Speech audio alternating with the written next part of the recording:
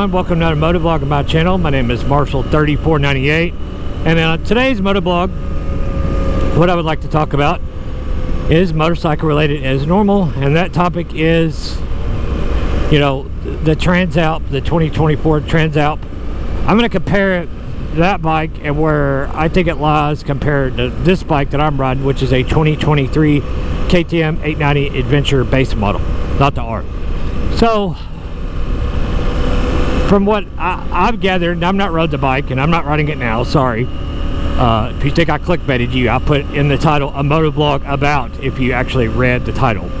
But I think this bike is a thing that really directly competes for the price point. I don't think it competes with the Tenere 700, because the Tenere 700 is more off-road focused than the new Transalp. The new Transalp, I think, is an adventure tourer, is what a lot of people are calling it. And you know, from what I've gathered too, that the older Transalp back in the 80s and the 90s, that's what it was too, is adventure tourer. More like a 70-30 bike, not a 50-50 like I'm riding.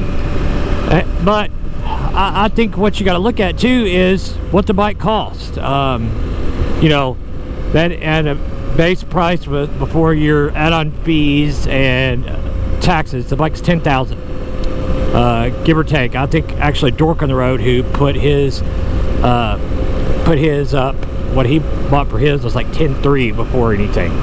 So we'll say $10,300, whatever. So the bike that I'm riding, before the tech pack added, before the fees, the taxes, all that, was like $13,500. So we'll say, for ease of math, $3,000 more. Well, what do you get for that $3,000 more? Well, you do get some nicer stuff, some more bells and whistles, you know, but the Honda is a Honda. A lot of people aren't gonna, you know, say, a lot of people are gonna be like, well, I'll buy that because it's a Honda and not a KTM. And that's totally fine, that's up to you. But are you really getting $3,500 more of a motorcycle? In some stuff, I think you are. Unfortunately, this world, you get what you pay for. Unfortunately, like this bike that I'm riding, the electronic package is way easier to use on this. You literally, it has 4 rod modes. You flick it into one, and it has all the presets done. You don't have to change or add stuff, stuff like that. The Honda does have 4 rod modes as well, but it has a gravel mode instead of an off-road mode. And the Honda, the cruise, even though the traction control does have 2 levels and off, this bike that I'm riding in rally mode has a 9. So, you know, that is another nice feature to have if you actually planned on, you know, taking the bike off-road and you like messing with that kind of stuff and really getting the bike, you know, dialed into what your off-road preference is. And this bike, you know, has cruise control. The Honda doesn't have it at all. Is it a deal breaker to not have cruise control? In my opinion, not really. This bike has it. My other bike, my 2016 Yamaha FJR 1300, has it. I use it a little bit, but I don't use it like a lot of people would. Every time there's a straight stretch of road, they pop it on. I don't really do that. It's kind of odd to me, like, you know, it makes me feel too much disconnected from the bike.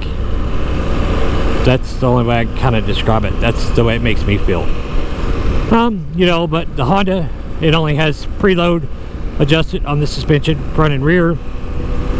This bike that I'm riding has, it's fully adjustable on the front, all 3 ways. Preload, sorry, and dampening on the rear of this bike. So it's a little bit nicer suspension, you know. The suspension travel on both bikes is right at the same. This bike that I'm riding is like 7.5 inches. The Honda is 7.5 inches. You know, they're like within a ½ inch suspension travel. This bike does have like almost an inch more ground clearance right at 9 inches. The Honda is like 8.5, but it's probably really more like an inch by the time you put a skid plate on it. That the Honda doesn't come with at all. Plus the Honda's exhaust is real down low. Yeah, kind of a bummer, but you know, a skid plate fixes most of that, as long as you get a skid plate on it, so the skid plate doesn't come up and, you know, jam into the exhaust and you know, really hurt something off-road. Which, you know, if you're that much hardcore AV rider, you're not going to get the Transalp anyway. I'm being honest, in my opinion. You're going to get something more like a dual sport. If you're doing any more than like a fire road or like a mid-length BDR, you're going to get something more off-road capable and off-road focused than the Transalp. You know, like I said, you know, the Honda's a Honda. That's going to be a lot of its selling point, even though it does have some shortcomings. Like, it has tube tires. This has tubeless. You know, this has an IMU. The Honda does not have IMU that I'm aware of. And, you know, the KTM, you know, it's got the fuel tank design that makes the bike feel way lighter than what it is, where the fuel tanks are down low like a box motor. Honda doesn't have that, even though both bikes are about the same weight at 460. You know, it's just, there's a lot of little subtle differences, but, you know, you can, you know, keyboard warrior specs to your blue in the face. And if the bike works for you and you like how the bike rides, that's fine. This bike that I'm riding does have about 20 more horsepower. This bike has 103. The US version of the Transalp has 83 instead of 90 like the European version. It's probably a DOT thing or some government regulation, California spec, so all of them are California spec for the US. That's probably, if I'm guessing, that's probably why. I would think so. And you know, there's lots of little things, like I said. And if I had it all to buy over again, would I bought the Honda? I don't know. I really like this bike. I wanted this bike for a 50-50, not a 70-30. You know, I ride this bike on lots of back roads like this. And I bought this bike to do mid-length BDR stuff.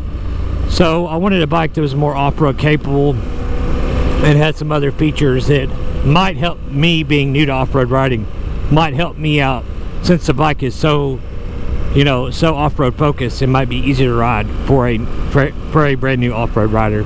That's a lot of the reason too. I think I wanted one of the best, and this bike in the 50-50 category I feel like is one of the best, other than maybe the Touareg is its closest competitor as far as, you know, features and price point and what its intended 50-50 purposes for, if that makes sense. I don't know. But on that, guys, that's about all I got for today's motovlog. If you've not already done so, please like, share, and subscribe. Leave a comment down below, and ride safe and have fun. We'll see you on the next one. See ya.